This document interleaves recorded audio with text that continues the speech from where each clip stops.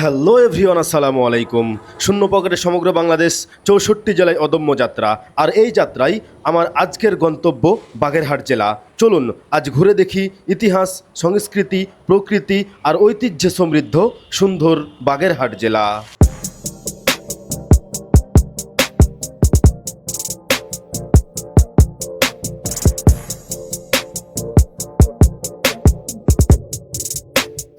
আসসালামু আলাইকুম।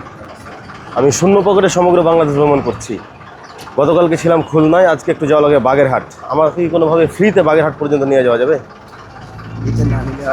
ভাই আমার শূন্য পকেট, আপনি তো না নেন তাহলে মানে কষ্ট করে ধন্যবাদ।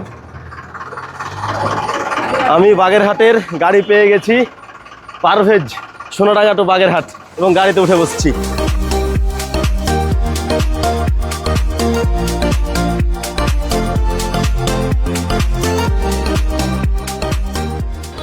আলহামদুলিল্লাহ বাগেরহাটে।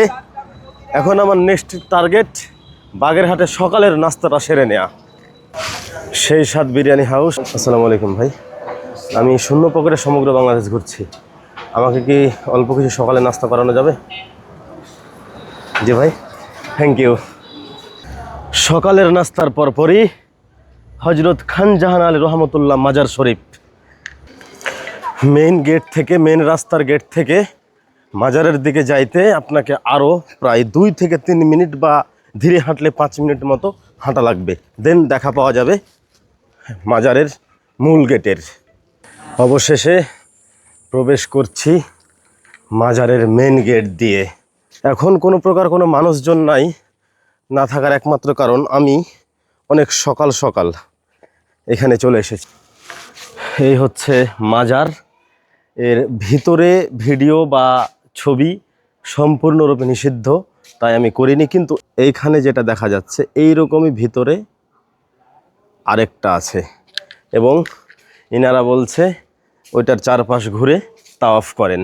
এটা হচ্ছে মাজার, এবং এই মাজারের বা মাজারের আশপাশে সব থেকে আকর্ষণীয় বস্তু হচ্ছে এই দিঘি।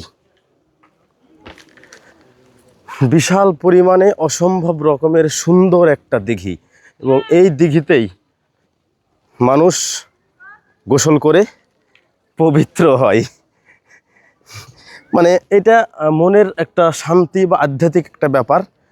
এ হচ্ছে সেই দিঘি, এবং এখানে 2টি কুমির ছিল, কিছুদিন আগে মারা গেছে। কারণ এই কুমির 2টা ছিল সেই খান জাহান আলী রহমতুল্লাহ আলাইহের সেই সময়কার, অনেক বয়স হয়ে যাওয়ার কারণে মারা গেছে। তবে এইখানকার অত্র এলাকার সব থেকে আকর্ষণীয় যে জায়গা এটা হচ্ছে দিঘি। কিন্তু আফসোসের বিষয় যে ওই কালা পাহাড় আর ধলা পাহাড় আমি দেখতে পাইলাম না, কারণ কিছুদিন আগেই মারা গেছে। এবং সেটি 60 গম্বুজ যে মসজিদ আছে, 60 গম্বুজ মসজিদের যে জাদুঘর আছে, ওইখানে একটা কুমির রাখা আছে, এবং ইনশাল্লাহ আমি ওখানে যাব এখন। আসসালামু আলাইকুম ভাই, আমি শূন্য পকেটে সমগ্র বাংলাদেশ ভ্রমণ করছি। আমাকে কি মসজিদ পর্যন্ত, মানে 60 গম্বুজ মসজিদের এখানে নামাই দেওয়া যাবে ফ্রিতে? উঠবো, থ্যাংক ইউ ভাই। এইখানে একটা ফলের দেখা পাইলাম, এই ফলের নাম হচ্ছে গোলপাতা ফল। এবং এইটা খাইতে আমি জিজ্ঞাসা করলাম, যদিও আমার খাওয়ার কোনো ইচ্ছা নাই, এটা জিজ্ঞাসা করলাম যে স্বাদ কেমন হইতে পারে, মিষ্টিও না, টকও না, তিতাও না। এটা হচ্ছে তাল শাঁসের মতো বললেন না? এটা অনেকটা তাল শাঁসের মতো, এবং এইখানে মেবি এইটার ভিতরে বা ভালোগুলার ভিতরে এইভাবে হয়তো থাকে, পুরোই তাল শাঁস যেমন হয় এইরকম টাইপের হয় এটা। আপনাদের এলাকায় কি এটা হয়? অনেক সুন্দরবনে, এটা মূলত সুন্দরবনের ফল, এবং সেখান থেকে এটা নিয়ে আসা। যদি আমার টেস্ট করা উচিত ছিল, কিন্তু আমি টেস্ট করছি না। আমি এখন বিশ্ব সাংস্কৃতিক ঐতিহ্য 60 গম্বুজ মসজিদ ও বাগেরহাট জাদুঘরের সামনে, এবং এইটাই মূলত 60 গম্বুজ মসজিদের প্রবেশ পথ। এখানে বাগেরহাট জাদুঘরও রয়েছে, প্রবেশ করার অনুমতি দেওয়া হয়েছে। এবং এখান দিয়ে এইটা হচ্ছে বাগেরহাট জাদুঘর, ওইটা হচ্ছে 60 গম্বুজ মসজিদ। তবে আমি আগে মসজিদের দিকে যাব, দেন জাদুঘরে প্রবেশ করব। আগে আমি মসজিদের দিকে যাচ্ছি। এটি হচ্ছে 60 গম্বুজ মসজিদে প্রবেশের পথ, এবং আমার চোখের সামনে 60 গম্বুজ মসজিদ। বাগেরহাটে 60 গম্বুজ মসজিদ, এর থেকে বেশি গম্বুজওয়ালা মসজিদ বাংলাদেশের কোথাও নাই। এই হচ্ছে 60 গম্বুজ মসজিদ এবং এইগুলা প্রত্যেকটা গম্বুজ এবং এইগুলা হচ্ছে প্রতিটি পাথরের পিলার এবং এই রকম পিলার আছে 60টি এবং টোটাল গম্বুজ আছে 77টি। এত বড় আর এত মনোরম পরিবেশ আর এত ঠান্ডা ভিতরে এখানে আসলে যেটা আপনাকে সবথেকে বেশি মুগ্ধ করবে সেটি আর পরিষ্কার পরিচ্ছন্নতা। আপনি একটি কাগজের টুকরাও পড়ে দেখতে পাবেন না। পুরো মসজিদ এরিয়াটার ভিতরে কোনো প্রকার কোনো এক টুকরো কাগজও পড়ে নাই। 60 গম্বুজ মসজিদ এবং সবথেকে শান্তির যেটা বিষয় এটা হচ্ছে একটা কড়াই গাছ বা করুই গাছ যেটাকে বলে। এইটার বয়স 113 বছর এবং এইটার নিচে দাঁড়িয়ে বাতাস বইছে। কি সুন্দর পরিবেশ আর কি শান্তি, কল্পনার বাইরে। এবং এইটা যে এত বড় আর এতটুকু জায়গা মিলায় আছে, এখানে কিছুক্ষণ বসার লোভ সামলাইতে পারলাম না, এত শান্তি লাগছে বসে থাকতে। জাস্ট দেখুন, অমায়িক সুন্দর, অসম্ভব পরিমাণে সুন্দর, যা ভাষায় প্রকাশ করার মতো না। এই হচ্ছে বাগেরহাট জাদুঘর, বাগেরহাট মিউজিয়াম, কিন্তু এটা এখনো বন্ধ কারণ আজকে শুক্রবার, অনেক পরে খুলবে। এইটা হচ্ছে বাগেরহাটের ট্রাফিক মোড় এবং এই হচ্ছে বাস স্ট্যান্ড এবং এই পার দিয়ে চলে গেল বাজার। এবং আমি এখন যাচ্ছি বাস স্ট্যান্ডের ওই পারে একটা হোটেল আছে, আল আমিন হোটেল, ওই হোটেলে যাওয়ার চেষ্টা করবো ইনশাআল্লাহ। দেখি ওইখানে আমার কোনো জায়গা হয় কি না। বাগেরহাটের নাম শুনলেই প্রথমেই একটা জিনিস আপনার মাথায় আসবে, সেটা হচ্ছে খান জাহান আলী। মানে এই বাগেরহাটে খান জাহান আলীর নামে কি নাই? স্কুল, মাদ্রাসা, মসজিদ, মন্দির সব আছে এই খান জাহান আলীর নামে। এবং ছোট্টকালে যখন এই বাগেরহাটের নাম শুনতাম তখন মনে করতাম হাট মানে সাধারণত কি?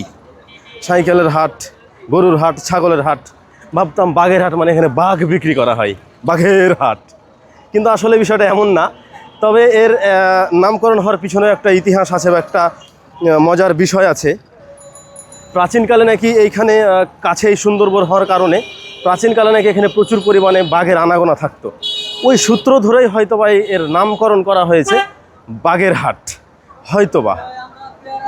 এবং এই হচ্ছে হোটেল আল আমিন আবাসিক।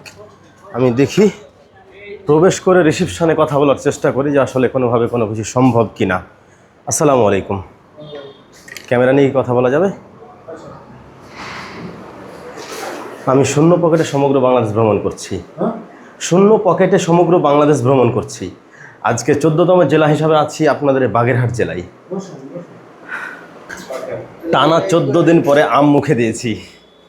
বাড়িতে থাকলে কত আম খাওয়া হইতো তার হিসাব ছিল না, কিন্তু এই যে আল আমিন হোটেলে ভাইজান দিল, আমি খাইতে নিতে চাচ্ছিলাম না, জোর করে দেওয়া হয়েছে এক প্রকার। আমি এখন আম খাচ্ছি।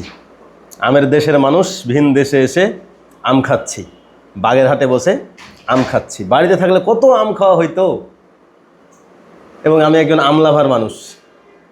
তবে টানা 14 দিন পর এই আম মুখে দিচ্ছি। বাগেরহাটের প্রাণকেন্দ্র বাস স্ট্যান্ডের পাশে আল আমিন হোটেলে বসে, 2য় তলা। এবং এই হচ্ছে হোটেলের পরিবেশ, আলহামদুলিল্লাহ। এবং আমাকে দেয়া হয়েছে কত নম্বর রুম? এই হচ্ছে 9 নম্বর রুম। যদি আমাকে অপেক্ষা করতে বললো, রুমটা এখনও রেডি করা হয়নি।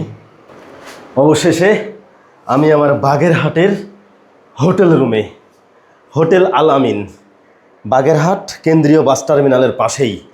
এবং আমাকে রুম দেওয়া হয়েছে জুলাই মঞ্চ বাগেরহাট, এই রুম আমাকে দেওয়া হয়েছে।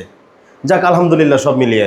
তো আজকে ছিলাম বাগেরহাটে, মোটামুটিভাবে এক্সপ্লোর করেছি। আজকে জুমার দিন, জুমার নামাজ পড়া বাকি আছে।